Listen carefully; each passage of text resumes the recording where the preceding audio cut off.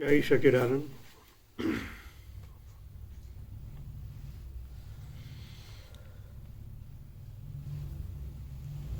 ऐसे वक्त में शांत होना जरूरी होता है।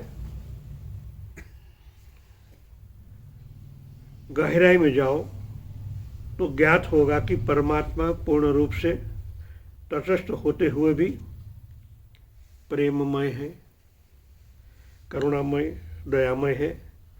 यदि वो ऐसा न होता तो तुम्हारे जीवन में स्वतंत्रता न होती, तुम परतंत्र होते। लेकिन तुमको यह भी समझ लेना चाहिए कि तुम्हारी स्वतंत्रता के लिए परमात्मा का तटस्थ होना भी आवश्यक है। भगवान सबके अंदर है। कोई किसी को दबा देता है। पहले जिस तरह जमींदारी थी तो गरीब लोगों को उस चूसते थे, वो स्वतंत्रता नहीं थी। उनके अंदर भी प्राण है, जमींदार के अंदर भी प्राण है, मगर ये भावना जो परमात्मा के अंदर न होती तो सब लोग पराधीन हो जाते।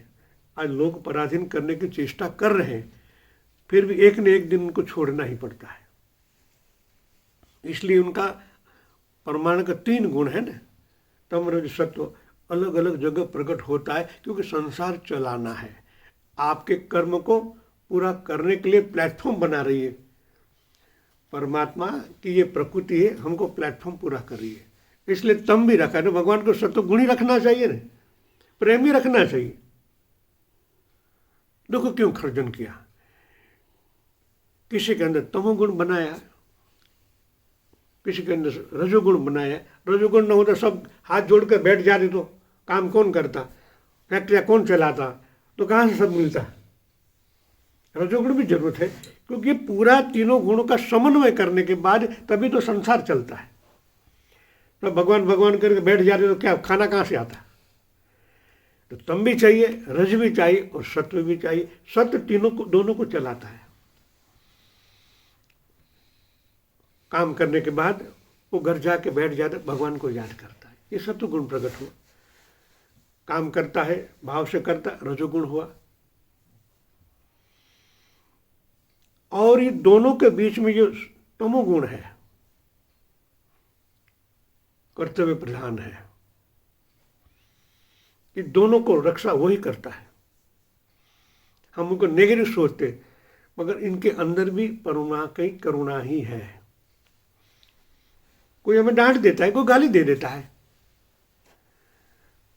सबके अंदर भगवान तो है ना। गाली आपको क्यों दिया, आप गहराई से सोचोगे ना, उनके पीछे करुणा ही है। हम बच्चों को क्यों डांटते हैं, थप्पड़ भी लगा देते कभी, क्यों? आपकी करुणा काम कर रही है। ये मेरा बच्चा है, ये होनहार बने, उनका जीवन अच्छा बने। तभी उनको लगता है मेरी मम्मी इतनी क्रोध क्यों कर रही है। मैं क्रोध के पीछे करुणा का भाव है, प्रेम भाव है। लगाना, डांटना रजोगुण है। इन दोनों के पीछे तो सत्व गुण ही है। जहां जिस नजर से देखोगे उस नजर से आप उनको देख पाओगे, करुणावान परमात्मा को ही। आपने व्यक्त किया, मगर आपके अंदर तो वही बैठा है। उनको ऐसा लगा अभी ऐसा मेरे को होना पड़ेगा। आप उनको खिलाते भी आप हो, डांटते भी आप हो, दोनों भाव हो गए। तीनों गुण परमात्मा के, इनके पीछे यही होता है। वो दयामय है, करुणामय है, वही प्रकट होता है।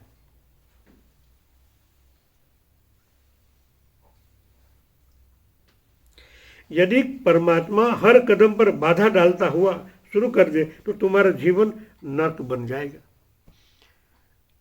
आप किसी को काम ही नहीं करने दोगे, वो डांटता ही रहे, सबको डांटता रहे, तो काम कैसे होगा। और प्रेम भी चाहिए, करुणा भी चाहिए। ये हमारे अंदर ही है। और परमात्मा हमारे परमपिता है, मगर आपके द्वारा ही व्यक्त होते हैं। हर क्षण देखो, आप जहाँ भी देखो, उनके से कुछ है ही नहीं, वही सर्वव्याप है। तो हमारे अंदर भी तमोगुण भी है, रजोगुण भी है और सत्वगुण भी है। जहाँ जैसी जरूरत होती है ऐसा हम व्यक्त करते हैं। मगर दृष्टा भाव से ये करने से, एक साक्षी भाव करने से, न तो कर्म का बंधन लगता है, और हर कार्य होते हैं। अब किसी भी क्षेत्र में हो, चाहे गरीब हो, चाहे तमंगर हो, चाहे आध्यात्मिक गुरु हो, सबको ये 3 गुण के साथ बैलेंस में रहना पड़ता है। हमारी भूल कहाँ होती है? हम कभी अनबैलेंस खुद हो जाते हैं, तमोग्रस्त बन जाते हैं, उनके पीछे का भाव भूल जाते हैं कि मैं कौन हूँ, मैं कौन हूँ। ये भाव आपके अंदर रहेगा तो आप तमोगुण बनोगे, तब भी उनके भी लाभ ही है, दोनों के लिए। रजोगुण में भी दोनों के लाभ है। रजोगुण प्रधान भी होता है। जिस तरह आप पैसा कमाते हो, मेरे को दे देते हो, तो मैं क्या करता हूँ? अच्छे काम में बटोरता हूँ, तो आपका एक पैसा 1000 गुना होकर आपके पास आता है। आने का नजरिया तो होता है ना। मैं क्या करूँगा? मैं कुछ ऐसे काम में लगाऊंगा, जो बीज हुए उनके तरंग उत्पन्न हो ही गए। आपका 1 रुपया जहां मैंने डाला है, डाला तो इसी ईथर में है, इसी प्रकृति में डाला है। इनके पीछे का जो भाव मेरा है, लोगों अक्सर दे ये बिल्डिंग बनाए, अब हम सब यहाँ बैठे हैं, एक ज्ञान बटोर रहे हैं, हमारे अंदर एक उजास बन रहा है, ये निमित्त बना ना। तो आपका रुपया ही निमित्त बना ना। आपने दिया तो हुआ, मैं तो कमाने गया नहीं हूं। ये बढ़ोतरी है। हमें हमारे रुपयों का जो ब्याज है आज हम ले रहे हैं, ज्ञान के रूप में, साधना के रूप में। तो यही तमोगुण रजोगुण भी वही हुआ और सत्वगुण भी वही हुआ। जो परमात्मा मेरे को दिया, मैं आपको दे रहा हूं। हर एक संभावना आपको सिखा रहा हूं कि आपका जीवन उन्नत बने, अच्छा बने, आपके द्वारा और लोगों का भी अच्छा बने। आपके साथ जो भी जुड़े हैं सबका जीवन उन्नत बने। मेरी भावना तो वही है, इसलिए यह प्रेममय होता है।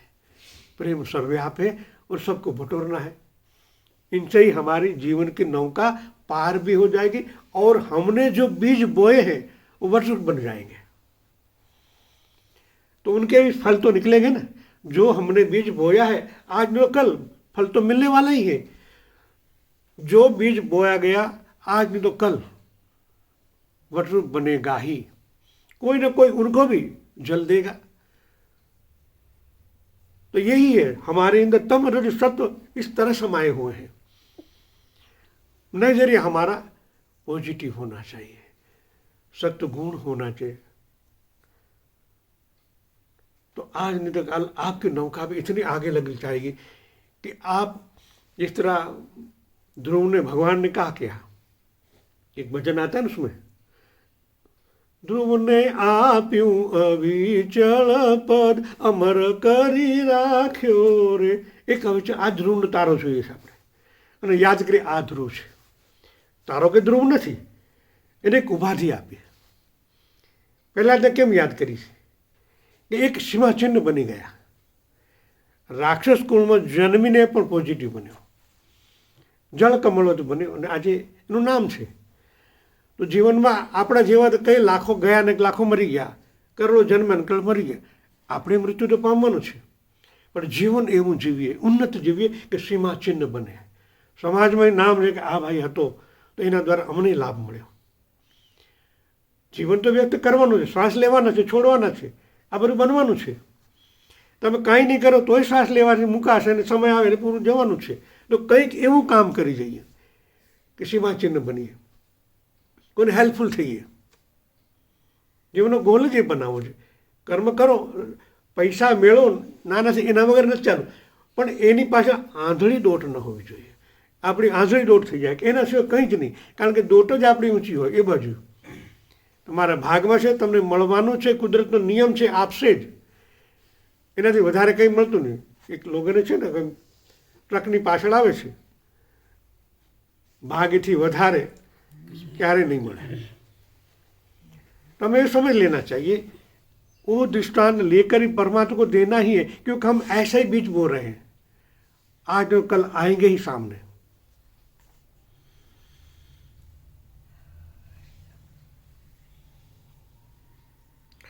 जीवन नरक नहीं है, कारागार नहीं है, तुम स्वयं उसे नरक और कारागार बना लिए हो।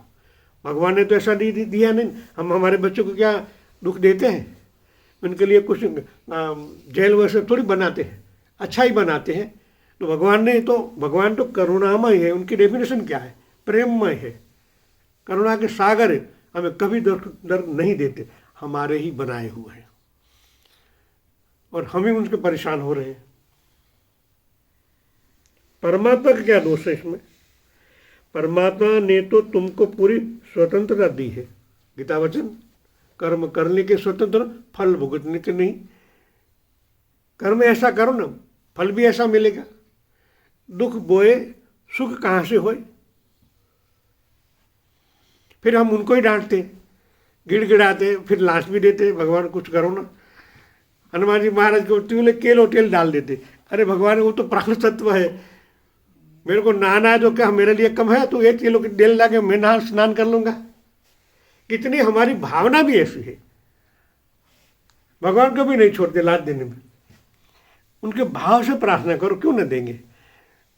देंगे किस तरह? आपको ज्ञान देंगे, आपके अंतकरण में ऐसी समझदारी देंगे कि आप दुख से मुक्त हो जाओ। पैसे का ढगला तो नहीं करते। पैसा ऐसा नहीं कि हनुमान जी के मंदिर जाएं और भगवान लक्ष्मी नारायण के भगवान जाए और पैसा ढगला पड़े हम लेके आए। वो ऐसा प्रकाश देंगे कि इनके द्वारा आपकी प्रज्ञा खिलेगी और आपको मिल जाएगा। तुमको जो होना हो, पापी या पुण्यात्मा, विद्वान या मूर्ख, धनी या गरीब, अच्छे या बुरे, परमात्मा का इससे कोई नाता रिश्ता नहीं है। हिटलर से लेकर भगवान बुद्ध तक तुम जो होना चाहते हो उसके लिए परमात्मा तुमको पूरी स्वतंत्रता दे रखी है। हिटलर भी यहाँ ही पैदा हुआ और भगवान बुद्ध भी यहाँ हुए। क्या करना है, हमें क्या बनना है, हमारे ऊपर तो निर्भर है।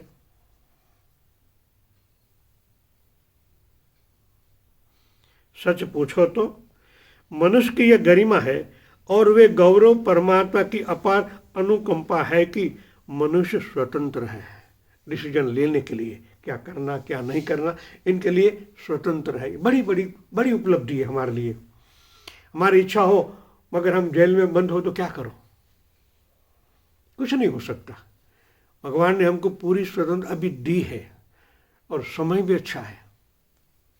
हमारे जीवन में अभी समय अच्छा है, इतना ज़्यादा टेंशन नहीं है कि हम हमारे लिए कुछ व्यक्त निकाल सके, कुछ परमात्मा के लिए करने के लिए कुछ व्यक्त निकाल सके, ऐसा नहीं है। मगर कर्मवश, भाववश, मोहवश जितना समय देना चाहिए इतना नहीं दे पा रहे। यही ट्रेजेडी है हमारे लिए। हम इतना कम दे रहे तो परमात्मा वो तो वहाँ लेके खड़े कंटी, आपने कितना दिया उनको 1000 गुणा करके दे देंगे। कैसा कर्म बनाया ऐसा आपको दे देंगे। वो कितने लिए वो तैयार है और सुख देने के लिए तैयार है।